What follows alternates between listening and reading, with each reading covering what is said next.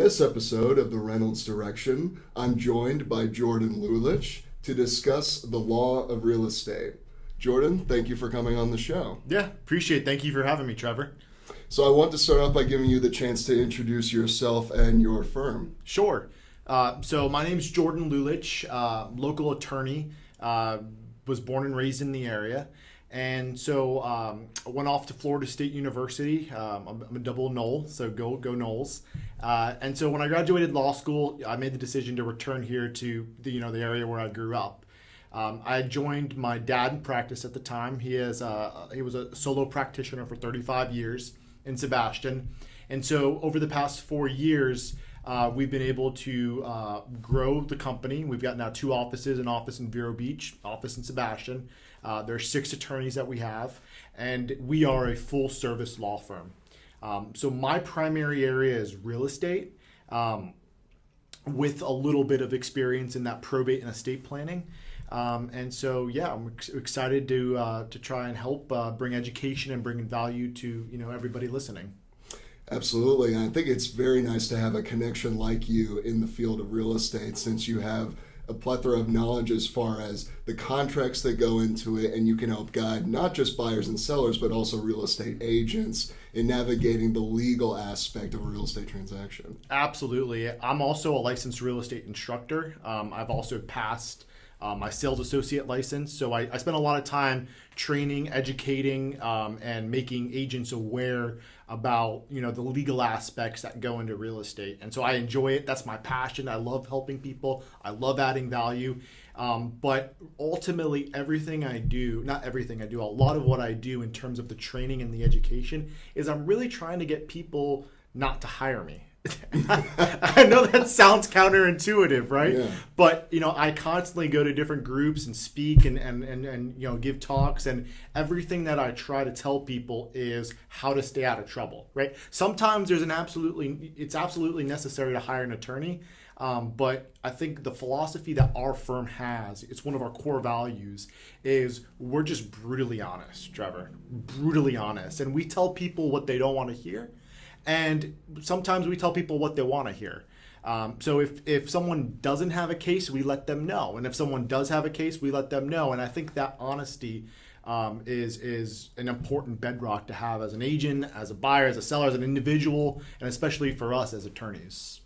Yeah, absolutely. And it's definitely good to have that policy of honesty and evaluating everything on a case-by-case basis.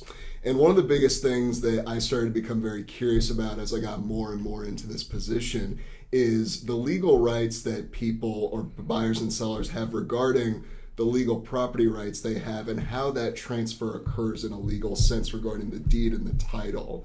So can you describe the exact process for how a title is transferred and what the kind of legal aspects there are to that in a real estate transaction? Sure. So in a transaction, what occurs is, first step is you place a property under contract. Buyer, seller, with the assistance of a real estate agent like yourself, come together, they sign a contract, and then they designate a law firm or a closing agent, a title company, to handle the transaction. At that point, what happens next is the title search is completed, and the title search looks at the chain of title and does a search of what appears in the public records. And so through that, we learn of whether the seller, the owner of the property, has a marketable title, right? That's a term that we constantly use in the legal industry. And what marketable title means is whether that property is free and clear and able to be transferred to the buyer, to the next person, without any issues, essentially. So once that title search is completed, and our firm, we make sure and ensure that there's no issues with the title of the property, then we start to prepare for closing. And so whether it be a lender, if the buyer has a lender, we start working with the lender. If it's a cash deal, then it's a little bit more quicker, and we start preparing the closing documents. And then we are strategic and we draft one of the most important documents of the closing, and that's the deed. There are several different types of deeds in Florida. I think the most common one is a warranty deed. A warranty deed is the process that the owner is warranting the property that he's conveying, right? So when the owner signs the deed, he's saying by signing that deed that he says the title of this property is good, it's free, it's clear of all encumbrances, and that's like the Cadillac of deeds, so to speak. But different situations warrant different deeds. If in the event that you're dealing with someone who has passed away who owns property, then there's a deed that usually has to be used. It's called a personal representative's deed. A personal representative is in that deed is owning the property, but also saying as personal representative, they have the authority to convey the property on behalf of the person who's passed away. So with deceased property, with a person who's been deceased, it becomes a little bit more complicated. I think where I've seen a lot of delays, Trevor, is with real estate agents, with buyers, with sellers, is in dealing with property where there's someone who's deceased. For me, I tell everybody that's a red flag, right? And that doesn't mean just because someone's deceased, and this is a myth, just because someone's a deceased doesn't mean it's going to take 9 months, 10 months, 12 months to be able to sell the property. Sometimes it's just a matter of recording a couple documents in the public record, and then, we can go on to sell the property. Other times probate's necessary. But I think if you're a buyer or if you're a seller who's trying to sell a property, or if you're a real estate agent, and if there's a party that's deceased that owns the property, do your due diligence and make sure that the property can be sold. And by doing that, you're going to avoid future delays. Other types of deeds that we have is we have a trustee's deed. A trustee's deed is used oftentimes when there's a trust. And that's certifying that the trustee, the person who's acting on behalf of the trust, has the authority to convey the property out of the trust and into the buyer's name. And so another deed that is common is a quitclaim deed. I don't know if you've heard of that or not, but a quitclaim deed is on the lower end of legal protections deed. And what a quitclaim deed is you sign a quitclaim deed for a property and you're deeding whatever interest you may have. And so you're making absolutely no promises, no warranties, no guarantees, but it's just a quick conveyance. Sometimes it's used for intra-family transfers, but if you have the option and if the person can make the warranties, a warranty deed is definitely the way to go, rather than a quitclaim deed. I see that, in my practice, I get a lot of phone calls, Trevor, that deeds that were previously signed were not done correctly. And in Florida, we've got some strict laws with how deeds need to be executed. And number one is you've got to have 2 witnesses and a notary, right? The notary can be a witness, that's okay, but that's, number one, and it has to be signed by the person, obviously, who owns the property. So that's number one. Another area that people have confusion, and often we have to go back and redo it for them, is with our homestead laws in Florida. Homestead is someone's primary home. It's their main home, and they file a homestead application with the Indian River County or Brevard County or St. Lucie County Property Appraiser's Office. And so homestead in the state of Florida, we've got certain laws that says if you're trying to sell your homestead, your spouse must consent to the sale or the transfer of the home. So hypothetically here, Trevor, imagine you're married, you're wanting to sell your house, and you are only on title to the property of your home. Your spouse is not.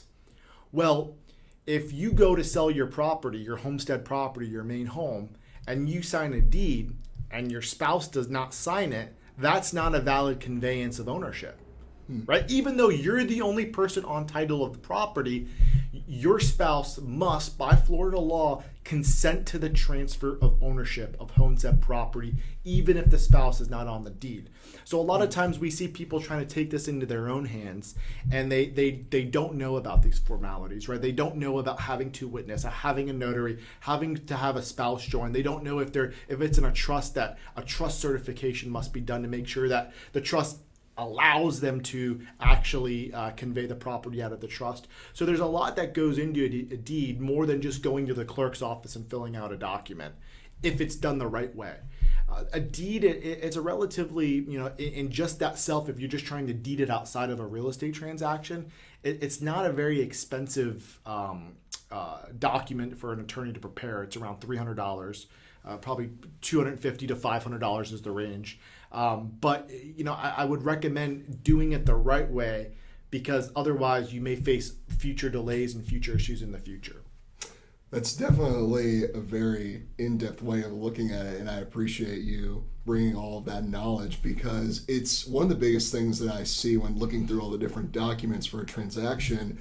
Is it surprised me to see, for the exact ownership of a property for a listing agreement or a contract, where you could have LLCs in the ownership or different types of deeds in the ownership. Right. And the kind of layers of ownership that brings into the actual transfer of the property. And it's definitely interesting to see how that kind of develops and how that could potentially complicate or bring a different kind of factor into that transaction. Absolutely. Yeah, I mean, I didn't even touch on LLCs, but with an LLC or with corporation, right, there's documents with an LLC that we have an operating agreement in the state of Florida. And an operating agreement, it defines the structure, defines the operations of the LLC. And so oftentimes the operating agreement deals with matters of selling property. So the person, whoever signs that deed, they need to have the authority to sign that deed. Otherwise, that deed's not going to be acceptable for a real estate transaction. So I think as a buyer, as a real estate agent, confirming who is selling the property and confirming that person has the authority, I think that is the number one piece of advice I can give, whether it be a trust, whether it be an LLC, a corporation, whether it be someone who's passed away, whether it be another vehicle is also land trust. So there's a lot of different avenues that you can have in retaining ownership over a property, and so asking the right questions, I think it will save people a lot of time ultimately. Because imagine, you put a property under contract as a buyer, and then you discover, after you doing your inspection, after the appraisal's ordered, right, after you've almost got $1,000 into the property for your attempt to purchase it, you find out, oh no, the person's passed away, and I've been dealing with the person's son who owns the property, and they don't have legal authority to sell. Or I've been dealing with only one member of the LLC, but the operating agreement says that I need 3 members to sign the deed, right? So there's different layers, like you're saying, absolutely. And so asking those questions before you go into a transaction is I think number one consideration to have.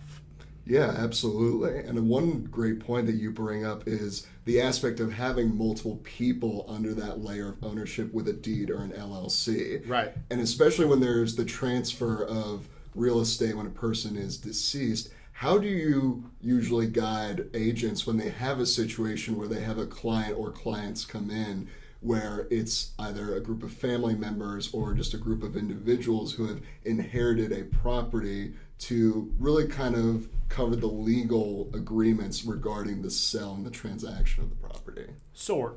So the first question, we ask questions to determine, how that person retained ownership and what that ownership entails. And so, for the purposes of this answer, I'm going to assume hypothetically here that the person owned the property. It wasn't through an LLC or trust or any of these other ways, but the person who passed away was an individual who owned the property, just one individual, and did not have a spouse who passed away, because there's a lot of different scenarios that we could play out.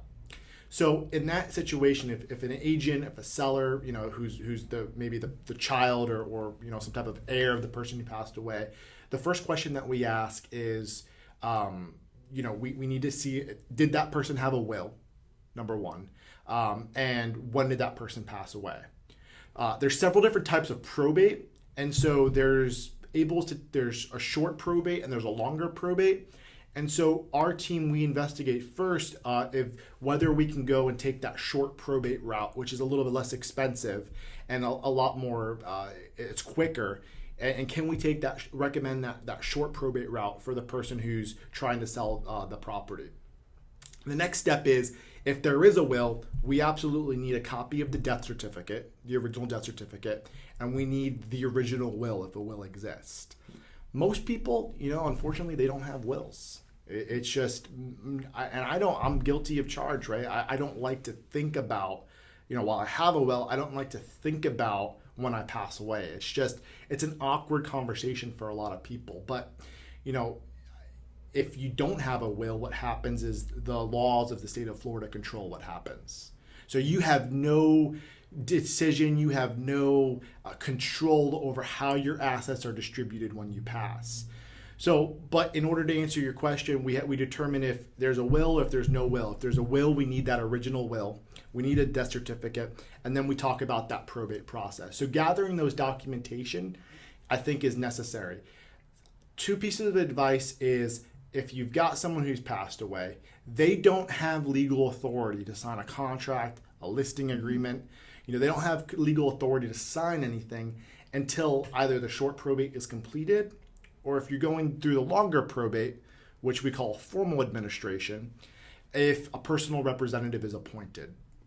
That has to happen in order for that person to have authority.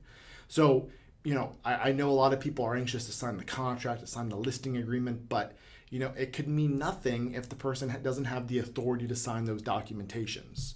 And so we work with clients, whether it be an agent who's looking for advice, or whether it be, a seller or a child of someone who owns a property who passed away. We work with them to give them the guidance to say, here are the steps, this is the timeline, and this is the process on what you need to do in order to sell the property.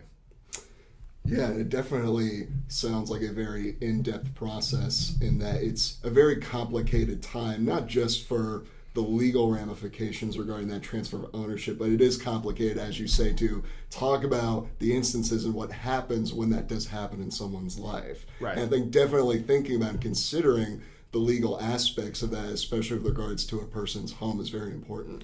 Yeah, absolutely. I think that, having an estate plan set up is, I think, very important. We got a situation right now, and we're working with the people who have, essentially, we're working with someone who passed away, but we're working with their heirs. But the situation is that they passed away outside the country. They owned a home here locally, and the problem is there's no will. And there's no, what intestate law, what the Florida law says when there's no will is, first the property will pass to your spouse or children. Then it goes to your parents. If your parents are not around, then it goes to your brothers or sisters. And so there's a process of what the law says on how that property is passed to the next of kin. The problem is she passed away, and there's really no apparent heir that we can find. And so imagine this, Trevor, you've got an asset that's worth hundreds of thousands of dollars, and now that you've passed away, there's trouble in even locating anybody who has apparent authority to receive ownership of that property. And so that circumstance, I think, is the ultimate example of why an estate plan is so important. For our company, an estate plan usually involves 3 documents. It's a will, it's a living will, and it's a power of attorney. I'm not going to touch on a living will today, but a will and a power of attorney, they're very important for a property, for real estate. And why that is the last will and testament is a document that you sign, and it says how you want your property, your assets to be distributed. Your real estate is defined in that document. We also have the conversation, a trust could be a useful tool for people, but really, that's not something that we have a serious conversation with unless the total assets of the person really exceed $1 million, $2 million. Then that's really a separate conversation that we start having. The second estate planning document that's customary is a power of attorney. A power of attorney, the power of attorney that our office prepares, it contains specific language in that power of attorney that in the event that the person needs to designate someone, they designate a third party to be able to convey, sell, transfer, or lease real estate. Right? So imagine that, you sign your power of attorney, and then 5 years later, you become incapacitated, right? You're not competent, you're not able to sign a document because you don't have that mind, you don't have that mindset to be able to sign a document. Well, in that scenario, if you have a power of attorney and you designate someone else to be able to sell or lease or rent that property for you, then you don't have to go through the process of a whole different legal avenue of setting up a guardianship or just waiting until that person passes. So I think that having the tools set up in an estate plan, it saves money in the long run. It creates a little bit less havoc, less stress for when you pass away. You've got kids fighting over different assets, and it sets the clear intentions of the person who passes away, how they want their assets to be distributed, and what their intentions are. And ultimately, I think that's what estate planning is about, is making sure that whoever passes, that those intentions are honored. So I can definitely tell by talking with you that you have seen multiple different instances and specific occurrences of all these different issues coming up. And I'm sure you dealt with a number of legal cases that cover a bunch of other areas in real estate transactions. Are there any other types of situations that come to mind that could potentially bring up real estate litigation that you've seen before in the past? Yes, absolutely. I think real estate litigation, in our office, we've got a whole litigation department that handles these types of disputes. And I think ultimately, kind of looking holistically at all these different types of cases, the root of it is someone said that they were going to do something, and then they either didn't do it according to how they said it, or just didn't do it at all, right? And that's really like the root of how real estate litigation, how it comes about. It's really a dispute over real estate, and this market, especially right now, there are tons of different different examples of the question that you're asking. But if you sign a contract, right, to sell a piece of property, you're legally bound to sell that property as a seller, right? I mean, there's a very, very limited avenue that you can take to try to terminate it, but there's only one or two, in the as-is contract, for example, there's only one or two ways that a seller can terminate that contract. So really, I think that, going into a transaction, you've got to have clear intentions that you want to sell the property. And in this market, I think that sellers and buyers, people are rushing into decisions. And so taking the time, sleeping on it, and making sure that that's really what you want, I think is very, very important. An example that I've seen consistently over the past few months is sellers signing a contract for the sale of their property, and then deciding 1, 2, 3, 4, 5 days later that they don't want to sell the property anymore. You can't do that. I mean, in a limited circumstance, you may be able to terminate it, but if you sign a contract, you're bound to sell the property. And so the buyer has the right to specifically force that seller to sell the property, per the contract. So I think that setting those intentions and making sure you're clear about those intentions is number one. Number two, a common issue that I see appear in real estate transactions after the fact is issues with disclosures. So in Florida, there was a precedent case, a legal case. It was Johnson versus Davis. And what the court ruled in that case, the court ruled that as a seller, you've got an obligation for a residential piece of property to disclose matters that materially affect the value of the property, right? So defects that substantially affect the value of the property, so expensive defects that you wouldn't be able to see just by inspecting the property, right? So a common example of this is when it rains, there's a leak in the roof, right? Just by walking around, you may not be able to notice up in the attic that there's a leak. Another common example of this is if there's a plumbing issue that only occurs every 2 weeks, right? Just doing an inspection, that's something that materially affects the value of the property that you may not pick up just by doing an inspection. So as a seller, what Johnson versus Davis says is that you've got an obligation to disclose all items that really affect the value of the property that are not that cannot be discoverable by just walking around and doing a visual inspection.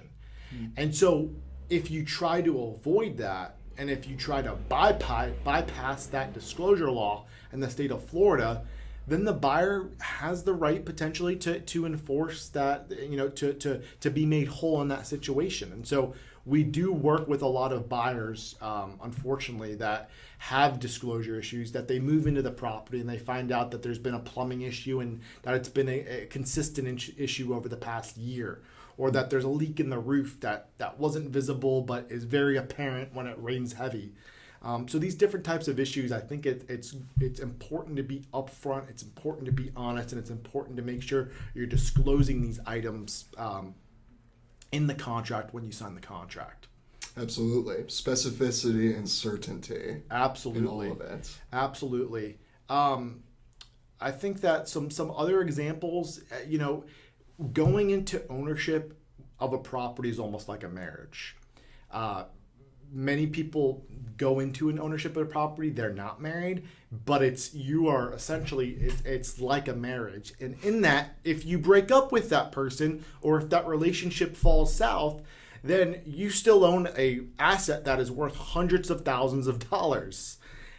So I think that, being clear about going into an ownership of a property with someone that's not a spouse, I think that in order to avoid future problems later on, is to make sure that there's clear expectations, right? Who's going to make a mortgage payment if one exists? Who's going to pay the taxes? Who's going to pay the insurance, right? If there's a plumbing issue and the house needs to be repiped, who's going to pay that $5,000 or $10,000 or that $15,000 expense? Is it going to be one person? Well, if it's one person, then that ownership, is it really 50-50 or is it 70-30? Right? Or if you've got two people purchasing a property and one person puts down $100,000 and the other person only puts down $10,000, kind of clearly defining what that level of ownership and what that interest of ownership in the property is. Because in the event, God forbid that relationship doesn't fall south, but if it does, trying to resolve that between two people who can't even talk to each other, it can be rough. We've handled a couple different cases like this with people who've been in a relationship, a boyfriend, girlfriend, and it's really like a divorce. There was one scenario, we had pots and pans being thrown across the house at each other. They were just very, very uncivil. So it's as close as my practice gets to family law is these types of cases, which we call partition suits. That's a very good way of putting it, in that buying a house or getting involved in real estate is a lot like a marriage, in that you are signing a contract that you are now tied to this asset, and that if you transfer it or if you do anything to it, especially if you're committed to it with another person, it creates those different types of scenarios that may need to be litigated out, like you're saying. Yeah. Another area of litigation disputes that we've been seeing that's common right now is relating to the financing clause. So the financing clause was recently amended in the 2021 as-is contract, and I think for a lot of people with residential transactions, they're using the as-is contract. And so with that contract, there's a financing clause, and there's certain obligations that the buyer has under the financing clause, right? By signing a contract that's saying that they're going to finance the purchase, they're making certain, they've got certain responsibilities to apply for financing, right? They've got certain obligations to obtain a loan approval within a certain period. If they don't obtain loan approval, they've got an obligation to let the seller know that they don't obtain a loan approval. So this is specifically important because as a buyer, you may be putting down a substantial escrow deposit, whether it be $1,000 or $10 or $15 or $50,000. There's a substantial amount of money that's usually put down as a deposit on the property. And in the event that you're not honoring your obligations and your responsibilities in that financing clause, and you breach one of those terms, well, then that escrow deposit money, that may be in jeopardy. Right? Mm-hmm. And a buyer, that doesn't sit very well if they don't honor the obligations and then they learn after the fact that they may lose $10,000, right? They're not going to be a happy camper. I wouldn't. So making sure you're aware of those financing obligations as a buyer is important, because if you're not aware and you breach one of those obligations, well, a lot of the disputes that we handle is where the seller's trying to retain that deposit because the buyer didn't do something that they were supposed to do. It's very interesting that you bring up earnest money and sort of the under contract period, because one of the biggest things I've noticed, not just from the perspective of the business, but psychologically for a lot of people, that tends to be a very stressful time where you've committed to the property, you're now in depth into the transaction, and now you have money flowing towards it. Mm-hmm. And backing out of that tends to get more difficult if different aspects of the contract aren't being met, or if there's any other type of legal complication that could potentially come up. Right. With the new as contract, a change that we've recently seen is now that buyers, in order to officially obtain loan approval under the as-is contract, they've got to go and actually obtain an appraisal. And so before, you could have loan approval subject to an appraisal being done after that time period. Now what we have, and we've talked about this before, is you have an appraisal that needs to be done usually within a 20 to 40 day period, which really puts the onus on the lender and making sure that all of the financing documents are given to the lender in a timely manner. We've seen lenders start to order those appraisals sooner, and there's usually no issues with getting them within the time period, but making sure that your lender can perform within that financing contingency period is extremely important, because if not, if you've got a loan approval that's contingent upon appraisal, well, the new as-is contract that says that's not officially a loan approval. So it's important to make sure that you're asking these questions, and I think more than anything, Trevor, I think that having the right professionals as a buyer, as a seller, you're going through the process and you're selling a property, you're making one of the largest investments of your life, whether you're buying or whether you're selling a property. And so making that choice of surrounding yourself with a team of professionals, I think that's the number one piece of advice that I give. I get a lot of clients who come and ask me, and they say, do I really need a real estate agent? And I said, as a real estate attorney, I'm not going to replace that role as a real estate agent, right? I'm not going to negotiate for you. I'm not going to attend inspections. I'm not going to be there to hold your hand, right? And going on about it without a real estate agent, it's concerning, because a lot of people only do this every 8 years is average. Mm-hmm. Every 8 years you sell a piece of property. So 8 years ago, the contract was completely different, and it's changed. It's substantially different from what it was 8 years ago. So having an agent who knows the contract and how to fill it out in an appropriate manner, having an attorney to help explain the contents of a contract, because an agent can't do that, and being there to be an assistant in case of a dispute arises, having a lender who knows the different financing options and can help choose a product and make sure things like an appraisal is ordered in time.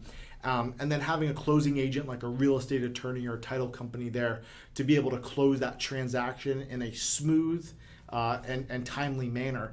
I think that's number one key to going about transactions in a smooth manner. I think that is a great point to end on, in that you bring up, it's not just about working with the agent, but it's also about working with the legal field behind it, the inspectors, the financing, and all the different components that go into the transaction. Right. And that if needed, you have the backing and the potential use of services of a real estate attorney like yourself. Yeah. Having the right team, I think, is number one. We've got, our website's lulich.com. I'd encourage, whether you're a real estate agent or a buyer or seller, we've got tons of content on our website, tons of articles in all our different practice areas on our website. So, in the event that you have any type of legal question, or particularly with real estate, we've got tips for sellers, we've got tips for buyers, we've got, when a dispute arises, what you need to do. And again, that's the point of what we're trying to do. We're trying to give people education and value so that they don't have to call us. We also host, for real estate agents, you've been out, we also host a monthly real estate business and breakfast event. It's a great event for real estate agents. And it's just, what we're trying to do is we really bring, any professionals in the real estate industry, we bring those professionals together. So that's what we're here to do. We're here to help add value. Well, Jordan, thank you very much for coming on the show and sharing your knowledge with us. Absolutely. It's Thank been you for a having very good me. episode. Appreciate it. Thank you, Trevor. And thank you. If anybody needs anything, our phone number is 772-589-5500, or you can reach us at info@lulich.com. Well, thank you very much for coming on the show, Jordan. And stay tuned for more episodes of the Reynolds Direction.